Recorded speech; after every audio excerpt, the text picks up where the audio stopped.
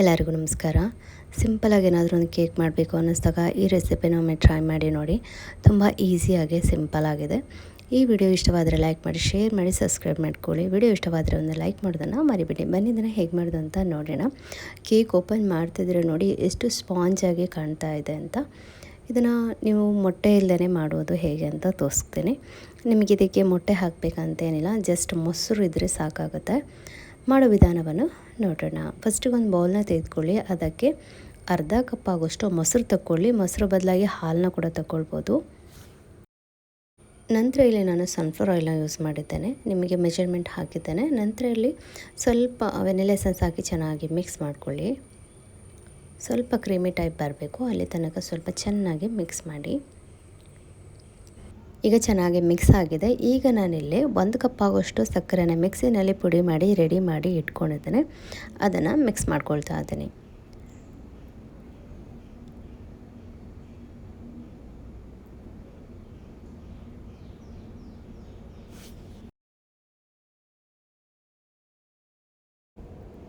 ಈಗ ಚೆನ್ನಾಗಿ ಮಿಕ್ಸ್ ಆದಮೇಲೆ ಮೈದಾ ಹಿಟ್ಟು ಹಾಕ್ಕೊಳ್ತಾ ಇದ್ದೀನಿ. 1 ಕಪ್ ಆಗೋಷ್ಟು ಮೈದಾ ಹಿಟ್ಟು, ಅರ್ಧ ಕಪ್ ಆಗೋಷ್ಟು ಹಾಕ್ಕೊಳ್ತಾ ಇದ್ದೀನಿ. 1/4 ಕಪ್ ಆಗೋಷ್ಟು ಕೋಕೋ ಪೌಡ್ರು, ಹಾಗೆಯೇ 1 ಟೀ ಸ್ಪೂನಷ್ಟು ಬೇಕಿಂಗ್ ಪೌಡ್ರು, 1/2 ಟೀ ಸ್ಪೂನಷ್ಟು ಅಡುಗೆ ಸೋಡಾ, ಸ್ವಲ್ಪ ಉಪ್ಪು ಹಾಕಿ ಚೆನ್ನಾಗಿ ಮಿಕ್ಸ್ ಮಾಡ್ಕೊಳ್ಳಿ.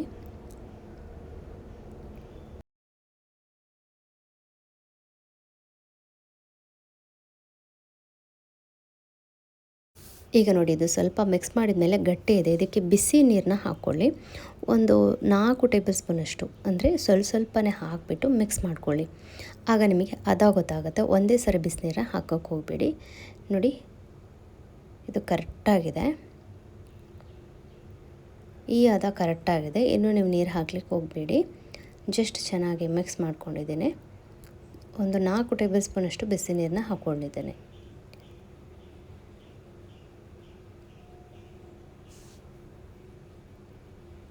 ಸೊ ಈಗ ಇದು ಬ್ಯಾಟರ್ ರೆಡಿ ಆಗಿದೆ.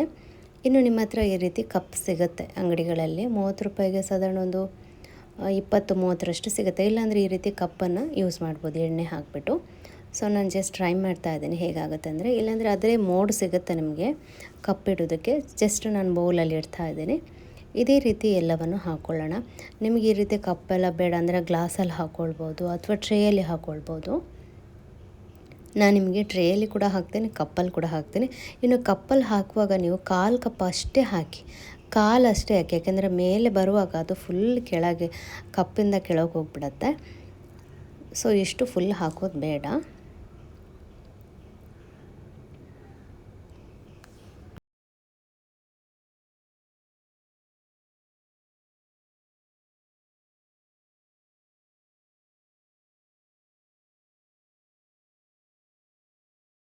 ಪಾತ್ರೆನ ನಾನು ಫಸ್ಟಿಗೆ ಬಿಸಿಗೆ ಇಟ್ಕೊಂಡಿದ್ದೇನೆ.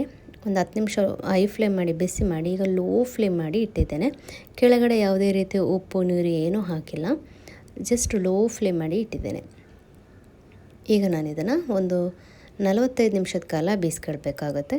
ಇನ್ನು ಪಾತ್ರೆ ತುಂಬ ಕೆಳಗಿಟ್ಟಿದ್ದೀರ ಅಂದರೆ ಬೇಗ ಬೇಯುತ್ತೆ. ನಾನಿಲ್ಲಿ ಸ್ವಲ್ಪ ಮೇಲೆ ಇಟ್ಟಿರೋದ್ರಿಂದ ಲೇಟ್ ಆಗುತ್ತೆ ಬೇಯೋದಕ್ಕೆ. ನಿಮಗೆ ಯಾವುದೋ ನಟ್ಸ್ ಇಷ್ಟ ಆಯಿತಾ ಅದನ್ನು ಕಟ್ ಮಾಡಿಬಿಟ್ಟು ಹಾಕ್ಕೊಳ್ಳಿ.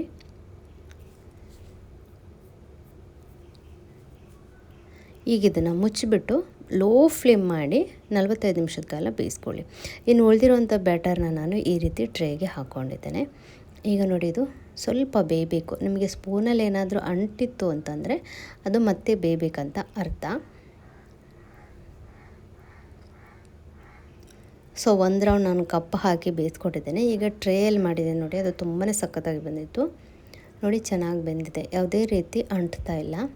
ಇನ್ನು ಕಪ್ಪಲ್ಲಿ ಕೂಡ ಅಷ್ಟೇ ನೋಡಿ, ಯಾವುದೇ ರೀತಿ ಅಂಟಿಲ್ಲ. ಸೊ ನಾವು ಹೊರಗಡೆಯಿಂದ ತಂದು ತಿನ್ನೋದಕ್ಕಿಂತ ಮನೆಯಲ್ಲೇ ಈ ರೀತಿ ಮಾಡ್ಕೊಂಡು ತಿಂದು ನೋಡಿ, ತುಂಬಾ ರುಚಿಯಾಗಿರುತ್ತೆ. ನೋಡಿ, ಒಳಗಡೆ ಕೂಡ ಎಷ್ಟು ಸಾಫ್ಟ್ ಆಗಿದೆ ಅಂತ. ನಿಮಗೆ ಬೇಕಿದ್ರೆ ಮೇಲ್ಗಡೆ ಚಾಕ್ಲೇಟ್ ಕೂಡ ಹಾಕ್ಕೊಳ್ಬೋದು.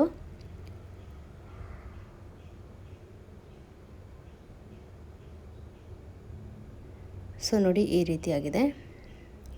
ಟ್ರೇಯಲ್ಲಿ ಮಾಡಿದ್ದು ಕೂಡ ತುಂಬ ಸಖತ್ತಾಗಿ ಬಂದಿದೆ.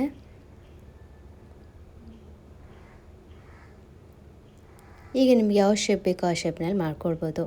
ಇನ್ನು ಮಕ್ಕಳಿಗೆ ನಿಮಗೇನಾದರೂ ತಿನ್ನಬೇಕು ಅನ್ನಿಸ್ದಾಗ ಈ ರೀತಿ ಮಾಡ್ಕೊಂಡು ನೋಡಿ. ತುಂಬ ಹೊರಗಡೆಯಿಂದ ನಾವು 30-40 ರೂಪಾಯಿ ಕೊಟ್ಟು ತರೋದಕ್ಕಿಂತ ಮನೆಯಲ್ಲೇ ಕೆಲವು ವಸ್ತುಗಳು ನಮ್ಮಲ್ಲಿ ಇರುತ್ತೆ, ಅದನ್ನೇ ಉಪಯೋಗಿಸಿ ಮಾಡ್ಬೋದು. ನಾನು ಇದಕ್ಕೆ ಮೊಟ್ಟೆ ಯೂಸ್ ಮಾಡಿಲ್ಲ. ಆಲ್ಮೋಸ್ಟ್ ಮೈದಾ ಹಿಟ್ಟು, ಸಕ್ಕರೆ, ಹಾಲು, ಮೊಸರು ಎಲ್ಲ ಮನೆಯಲ್ಲೂ ಇರುತ್ತೆ. ಟ್ರೈ ಮಾಡಿ. ವಿಡಿಯೋ ಇಷ್ಟವಾದರೆ ಲೈಕ್ ಮಾಡಿ, ಶೇರ್ ಮಾಡಿ.